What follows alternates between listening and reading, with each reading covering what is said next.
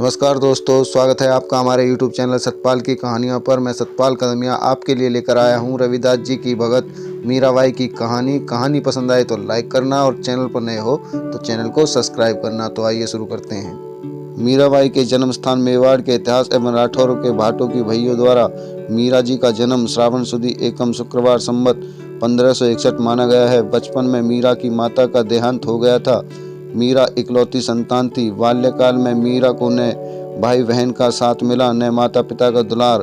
उनके पिता रतन सिंह राणा सांगा के साथ तत्कालीन राजनीतिक उथल पुथल और युद्ध को लेकर व्यस्त रहते थे, अतः मीरा का लालन पालन उनके दादाजी ने किया था। स्वभाववत मीरा के मानस पटल पर अपने दादा की भक्ति भावना का प्रभाव पड़ना ही था। संवत 1566 में राणा सांगा चित्तौड़ की गद्दी पर बैठे। उनकी पत्नी रानी झाली झालावाड़ के राजा की कन्या रतन कुमारी विप्रभु भगत थी। वह संवत 1567-68 में काशी जाकर गुरु रविदास की शिष्या बन गई थी। चित्तौड़ के राणा सांगा के परिवार ने आश्रम बनवाकर गुरु रविदास को भेंट किया। मेड़ता से मीरा के दादा चित्तौड़ स्थित आश्रम में गुरु रविदास का उपदेश सुनने के लिए आते थे। रानी झाली का पुत्र कुंवर भोजराज अपनी माता के समान शांत और निश्चल प्रकृति का युवक था। उस समय कुंवर भोजराज की आयु 18 वर्ष थी। रानी झाली ने अपने पति राणा सांगा की सहमति एवं गुरु रविदास का आशीर्वाद लेकर कुंवर भोजराज के लिए मीरा का हाथ दादाजी से मांगा था। उन्हें भला क्या आपत्ति हो सकती थी। दोनों परिवार संबंध सूत्र में बंध गए। संवत 1573 में गुरु रविदास की उपस्थिति में कुंवर भोजराज और मीरा का विवाह संपन्न हुआ। मीरा की आयु उस समय 12 वर्ष की थी। इसके बाद ही मीरा ने अपने पति एवं अपनी सास रानी झाली की अनुमति से गुरु रविदास का शिष्यत्व ग्रहण किया। समय परिवर्तनशील है। मीरा के भाग्य में गृहस्थ जीवन भोगना विधाता ने नहीं लिखा था। केवल 25 वर्ष की अल्पायु में 1580 में कुंवर भोजराज का अचानक देहांत हो गया। संवत 1585 में राणा सांगा का बाबर के साथ कान्हा युद्ध में देहांत हो गया।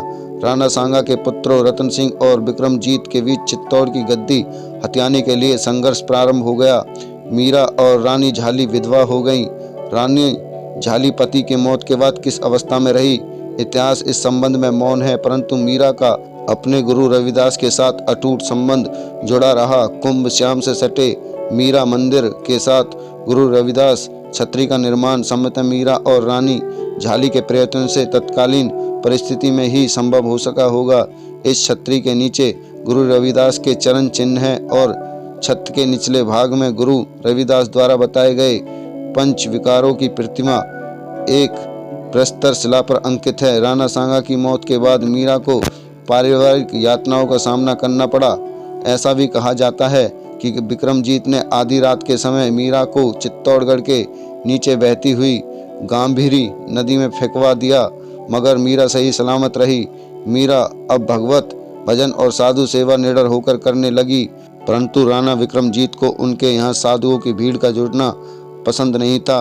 उसने 2 विश्वास पात्र युवतियों चंपा और चमेली को मीरा के पास तैनात कर दिया ताकि वे मीरा को साधुओं के पास बैठने से रोकते रहें। मीराबाई की संगत के प्रभाव से उन दोनों पर भी गुरु भक्ति का रंग चढ़ गया और वो दोनों मीराबाई की सहायक बन गईं। यही दशा दूसरी दासियों की भी हुई, जो मीरा को वर्जित करने और चौकसी के काम पर तैनात की गईं। अंत में राणा ने यह कठिन काम अपनी बहन उदावा को सौंपा और वह कुछ समय तक अपने दायित्व का सतर्कता पूर्वक पालन करती रही। वह दिन में कई बार मीराबाई के महल में जाकर समझाती थी। अपने इन रिश्तेदारों के बर्ताव का वर्णन मीरा ने अपनी वाणी में भी किया है। इसके पश्चात राणा ने मंत्रियों की सलाह के अनुसार मीरा को विष देकर मार डालने की योजना बनाई। मीराबाई को एक विष का कटोरा भरकर गुरु रविदास चरण अमृत के नाम से पीने के लिए भेजा गया। उदाबाई इस भेद को जानती थी। उसने मीरा को सच्चाई बताते हुए विष पीने से मना किया, परंतु मीरा ने कहा, जो पदार्थ गुरु रविदास के चरण अमृत के नाम पर आया है उसका परित्याग करना गुरु भक्ति के विरुद्ध है। इतना कहकर श्रद्धा के साथ मीरा ने विष पान किया, लेकिन मीराबाई सही सलामत रही। ऐसी भक्ति का कमाल देखकर उदाबाई भी उनकी सहायक बन गई। एक बार राणा ने एक नाग पिटारी में बंद कर मीरा बाई के पास भेजा कि यह तेरे लिए हीरो जड़ित हार है। मीरा ने प्रभु का स्मरण करते हुए पिटारी को खोला तो नाग हीरो का जड़ित हार बन गया। संवत 1603 में द्वारिका स्थित रणछोड़ के मंदिर में नाचती गाती मीरा बेहोश होकर गिर पड़ी और सदा के लिए अपने प्रियतम में समा गई। दोस्तों, मीराबाई की यह भक्तिपूर्ण कहानी आपको कैसी लगी कमेंट में ज़रूर बताएं। कहानी पसंद आई हो तो लाइक करें, शेयर करें। अगर आप हमारे चैनल पर नए हो तो हमारे चैनल को अभी सब्सक्राइब करें, साथ ही बेल आइकन को ऑल पर प्रेस कर दें ताकि इसी तरह की कहानी आप तक पहुंचती रहें।